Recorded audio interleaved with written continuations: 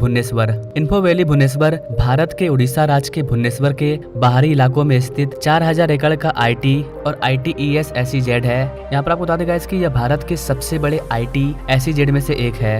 यहाँ पर इन्फोसिस, TCS और विप्रो सहित कई प्रमुख IT कंपनियां देखने को मिल जाएगी, जो कि ये सारी कंपनियां पहले आपको कोलकाता में देखने को मिलती थी, अभी ये यहाँ पर देखने को मिल रही है क्योंकि यहाँ पर इस तरह का डेवलपमेंट हुआ है। यह परियोजना एक सुनियोजित और विकास SEZ है जिसमें सभी नवीनतम सुविधाएं उपलब्ध है। यहाँ पर आपको अत्याधुनिक बुनियादी ढांचा देखने को मिलेगा जिसमें चौड़ी सड़कें, सुव्यवस्थित पार्क, समर्पित बिजली आपूर्ति, जल आपूर्ति आदि शामिल है। इन्फो वैली भुवनेश्वर शहर के बाकी हिस्सों में भी अच्छी तरह से जुड़ा हुआ है। यह बीजू पटनायक अंतर्राष्ट्रीय हवाई अड्डे और भुवनेश्वर रेलवे स्टेशन के पास में स्थित है। SEZ सार्वजनिक परिवहन द्वारा भी अच्छी तरह से सेवा प्रदान करता है। नंबर 2 पर है तटीय राजमार्ग उड़ीसा। दोस्तों, उड़ीसा अपने समुद्री तटों और तटीय गौरव के लिए जाना जाता है। तटीय राजमार्ग का निर्माण 100% समझ में आता है, जो कि उड़ीसा का सबसे महत्वाकांक्षी प्रोजेक्ट में से एक है। तटीय राजमार्ग उड़ीसा का एक प्रस्तावित 450 किलोमीटर लंबा राजमार्ग है, जो कि भारत के उड़ीसा के तट के साथ साथ चलेगा। यह राजमार्ग गोपालपुर और दीघा कस्बों को जोड़ेगा तथा पुरी, कोरनाक और भुवनेश्वर सहित कई महत्वपूर्ण तटीय कस्बों और शहरों से होकर के गुजरेगा। इस वाले प्रोजेक्ट के पूरा होने से पर्यटकों को बढ़ावा मिलेगा और उनका यात्रा बहुत ही अनुभव और बहुत ही सुखद और सरल और सहज हो जाएगा, विशेष रूप से उन लोगों के लिए जो उड़ीसा के तटीय शहरों से होकर के यात्रा करते हैं।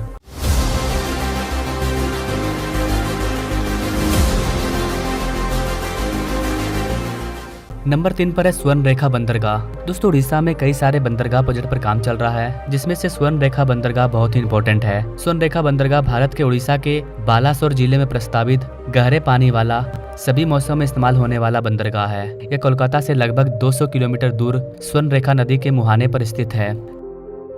भुवनेश्वर ISBT उड़ीसा के लोकप्रिय मेगा परियोजनाओं की सूची में अगला नाम भुवनेश्वर ISBT का है, जो उड़ीसा के भुवनेश्वर में स्थित एक बस टर्मिनल है। यह विशेष रूप से बारामुंडा में स्थित है, जो कि बाहरी इलाके में है। यह परियोजना अभी अंडर कंस्ट्रक्शन है, जो कि कथित तौर पर 2025 में पूरा हो जाएगा। इस परियोजना के पूरा होने से ISBT पूरे उड़ीसा का सबसे बड़ा बस टर्मिनल बन जाएगा। जी हाँ गाइस, रिपोर्ट के अकॉर्डिंग बस टर्मिनल हर दिन 2000 बसों को रखने और संसाधित करने में सक्षम होगा। ISBT का विकास भुवनेश्वर विकास प्राधिकरण यानी कि VDA द्वारा किया जा रहा है। इस परियोजना को उड़ीसा सरकार द्वारा वित्त पोषित किया जा रहा है। इसमें एक समर्पित पार्किंग स्थल भी होगा, जिसकी क्षमता 500 कारों की होगी। नंबर 5 पर है पुरी हेरिटेज कॉरिडोर। चूंकि हम लोग उड़ीसा में आर्थिक वृद्धि और विकास पर बात कर रहे हैं, ऐसे में पुरी हेरिटेज कॉरिडोर को हम लोग नहीं भूल सकते हैं, क्योंकि पूरे वर्ल्ड में फेमस है, जिसके वजह से उड़ीसा भी पूरे वर्ल्ड में फेमस हो चुका है। PSC Puri heritage corridor Bharat का उड़ीसा का बहुत ही पवित्र शहर पुरी, जगन्नाथपुरी, जिससे कि अब पुरी हेरिटेज कॉरिडोर के रूप में बदला जा रहा है। Puri heritage world heritage book में शामिल हो चुका है। इस वाले प्रोजेक्ट का मेन उद्देश्य शहर को अपनी अनूठी सांस्कृतिक विरासत को संरक्षित करते हुए एक वर्ल्ड क्लासिक तीर्थ स्थल में बदलना है। यह पूरी हेरिटेज कॉरिडोर 700 एकड़ में फैला होगा, जिसमें कुछ अभिन्न तत्व शामिल होंगे, जिनमें 5.5 किलोमीटर लंबा पैदल पथ, तीर्थ यात्रियों के लिए एक नया स्वागत केंद्र, एक संग्रहालय जो पुरी के समृद्ध इतिहास को उजागर करने के लिए समर्पित होगा, तथा प्रदर्शनों और प्रदर्शनियों की मेजबानी के लिए एक सांस्कृतिक केंद्र शामिल होगा। PSC को स्थिरता और सुगमता पर ध्यान केंद्रित करते हुए विकसित किया जा रहा है। पैदल मार्ग पर पेड़ पौधे लगाए जाएंगे और बैठने की जगह पर आराम करने के लिए जगह होगी। इस परियोजना में विकलांग लोगों के लिए कई नई सार्वजनिक परिवहन सुविधाओं और बाधा मुक्त पहुँच का विकास शामिल है। नंबर 6 पर है PCPIR पारादीप क्षेत्र। उड़ीसा में सबसे प्रतीक्षित मेगा परियोजनाओं में से एक, जिसका विशेष उल्लेख किया जाना चाहिए, वह है PCPIR पारादीप क्षेत्र। पेट्रोलियम, रसायन और पेट्रोकेमिकल्स निवेश क्षेत्र PCPIR पारादीप क्षेत्र उड़ीसा सरकार द्वारा राज्य के जगत सिंहपुर और केंद्रपाड़ा जिलों में विकसित की जा रही एक प्रमुख औद्योगिक परियोजना है। यह प्रोजेक्ट 275 वर्ग किलोमीटर क्षेत्र में फैला होगा। 2.77 लाख करोड़ रुपए के निवेश आने का उम्मीद है और पेट्रोकेमिकल्स, रसायन, उर्वरक, प्लास्टिक, कपड़ा, लॉजिस्टिक, इंजीनियरिंग और मशीनरी आदि सहित विभिन्न उद्योगों को आकर्षित किया जाएगा। इस वाले परियोजना का मुख्य उद्देश्य राज्य के आर्थिक विकास को सुनिश्चित करना और विभिन्न व्यवसायों और उद्योगों से महत्वपूर्ण मात्रा में निवेश आकर्षित करना है। इससे रोजगार के अवसर पैदा होंगे और राज्य में निर्यात प्रथाओं को बढ़ावा मिलेगा। नंबर 7 पर है पारादीप बंदरगाह विस्तार। दोस्तों, भारत के उड़ीसा में पारादीप बंदरगाह अपनी क्षमता और दक्षता बढ़ाने के लिए बड़े पैमाने पर एक विस्तार के दौर से गुजर रहा है। विस्तार परियोजना के 2025 तक पूरा होने की उम्मीद है। यह विस्तार उड़ीसा के आर्थिक विकास में काफी इंपॉर्टेंट रोल प्ले करने वाला है। इससे उड़ीसा की अर्थव्यवस्था को काफी बढ़ावा मिलेगा, क्योंकि विस्तार होने से यहाँ पर कार्गो हैंडलिंग क्षमता बढ़ेगी, ज्यादा व्यापार होगा, व्यापार ज्यादा होगा तो जाहिर सी बात है कि प्रॉफिट होगा। इस विस्तार और पुनर्विकास के बाद कुछ नए कार्यों में एक अतिरिक्त कार्गो टर्मिनल का भी निर्माण किया जा रहा है और जो मौजूदा लो एक्स टर्मिनल है उसका भी विस्तार किया जा रहा है। इसके अलावा यहाँ पर एक नए कंटेनर टर्मिनल का भी विस्तार किया जा रहा है। इन अतिरिक्त सुविधाओं के अलावा बंदरगाह विस्तार से कई लाभ मिलेंगे। उदाहरण के लिए इससे कार्गो हैंडलिंग क्षमता 135 मिलियन टन प्रति वर्ष बढ़कर के 2047 तक 500 MTPA हो जाने की उम्मीद है। इससे भीड़भाड़ में काफी कमी आएगी, जिससे जहाजों के लिए टर्न अराउंड समय में तेजी आएगी और व्यवसायों के लिए शिपिंग लागत कम होगी। और इन सारी चीजों के होने की वजह से उड़ीसा का अर्थव्यवस्था ग्रो करेगा। नंबर 8 पर है NIMG कलिंगम। यह उड़ीसा का एक और लोकप्रिय मेगा प्रोजेक्ट है।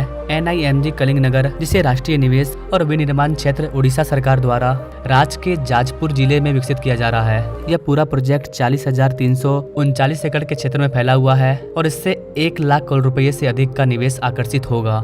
आपके राज्य में जितना ज्यादा निवेश आएगा, आपके राज्य का इकोनॉमी उतना ज्यादा ग्रो करेगा। निवेश कब आएगा? जब वहाँ की सरकार अच्छी होगी। अच्छी सरकार ही अपने राज्य में अच्छे इन्वेस्टमेंट को ला सकती है। भारत सरकार भारत में इन्वेस्टमेंट लाएगी तो पूरा भारत ग्रो करेगा। राज्य सरकार राज्य में इन्वेस्ट लाएगी तो पूरा राज्य ग्रो करेगा। और जब भारत का एक राज्य ग्रो करेगा तब जाकर के पूरा भारत डेवलप कंट्री बनेगा। लेकिन जो राज्य के CM अच्छे नहीं है, जो सिर्फ फ्री बेस पर काम कर रहे हैं, लोगों को फ्री देना है और कुर्सी बचाना है, ऐसे चक्कर में वो राज्य बर्बाद होगा। आने वाले टाइम में भी डेवलपमेंट पर कोई खर्च नहीं किया जाएगा, क्योंकि सारा पैसा आप फ्री बीज में दे रहे हो। 10 साल लोगों को फायदा होगा, 20 साल फायदा होगा, उसके बाद कहाँ से आएगा पैसा? पेड़ में तो फलता नहीं है कि राज्य सरकार के पास खजाना है, निकालो लुटा दो, ऐसा तो कुछ है नहीं। आपको इन्वेस्टमेंट लाना होगा, फैक्ट्री बैठाना होगा, तभी लोगों को रोजगार मिलेगा, लोगों का इनकम बढ़ेगा, लोगों का पर कैपिटा इनकम सही होगा। लेकिन यहाँ ये चीज नहीं होता है, यहाँ उल्टा हो जाता है। खटाखट आपके अकाउंट में 8,000 रुपया दे दिया जाएगा, आपको कोई काम नहीं करना है, मजे से सोना है, हमें वोट देना है। काम करने का जरूरत क्या है? 8,000 रुपया महीना आ रहा है ना, कोई काम नहीं करना है, आराम से सोना है, देश ऐसे ग्रो कर जाएगा। तो इस तरह के मेंटेलिटी वाले लोग अगर भारत के सत्ता में आ जाएं तो भारत और 50 साल पीछे चला जाएगा। नंबर 9 पर है धामरा औद्योगिक SEZ।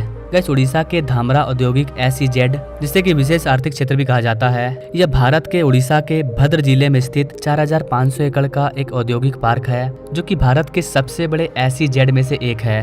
और यह धामरा बंदरगाह के पास रणनीतिक रूप से स्थित है, जो देश के सबसे गहरे बंदरगाह में से एक है। इस वाले प्रोजेक्ट का निर्माण लॉर्सन एंड टुब्रो और टाटा स्टील के बीच में 50-50 की साझेदारी में किया गया था। बंदरगाह की शुरुआती क्षमता लगभग 25 मिलियन टन कार्गो की थी, जिसे बाद में संशोधित करके 80 मिलियन टन सालाना कर दिया गया है। आगे जाके ये और बढ़ेगा। इस बंदरगाह और SEZ के बारे में सबसे अच्छी बात यह है कि यह कई अतिरिक्त लाभ प्रदान करता है। उदाहरण के लिए यह निवेशकों को पूंजीगत वस्तुओं और कच्चे माल के आयात पर सीमा शुल्क से 100% छूट का लाभ उठाने में सक्षम बनाता है। इसमें एकल खिड़की निकासी और आधुनिक सुविधा और बुनियादी ढांचे के साथ साथ कर छूट भी शामिल है। तो उड़ीसा में जितना ज्यादा इंडस्ट्रियल सिटी बनेगा, जितना ज्यादा बंदरगाह बनेगा, उड़ीसा उतना ज्यादा डेवलप करेगा और उड़ीसा डेवलप कर रहा है।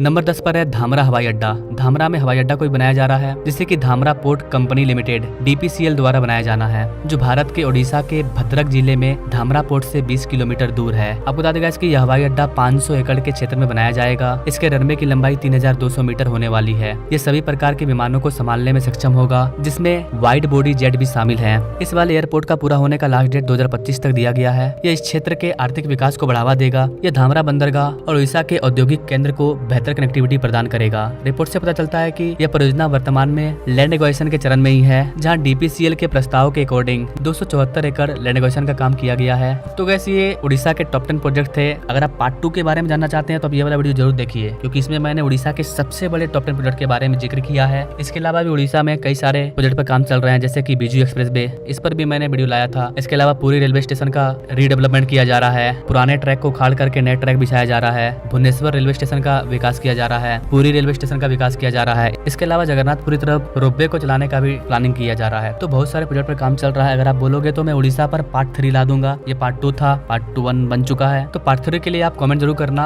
आप किसी भी राज्य के बारे में, पार्ट 2 के बारे में जानना चाहते हैं तो कमेंट करना, क्योंकि मैंने पार्ट 1 लगभग राज्यों पर बना दिया है। कुछ राज्य बाकी होंगे, उसको बाद में मैनेज कर लेंगे। बाकी आपको ये वीडियो कैसा लगा कमेंट करें, और ऐसे ही इंटरेस्टिंग प्रोजेक्ट के बारे में जानने के लिए हमारे बेल आइकन को जरूर दबा दें। मिलेंगे नेक्स्ट वीडियो में।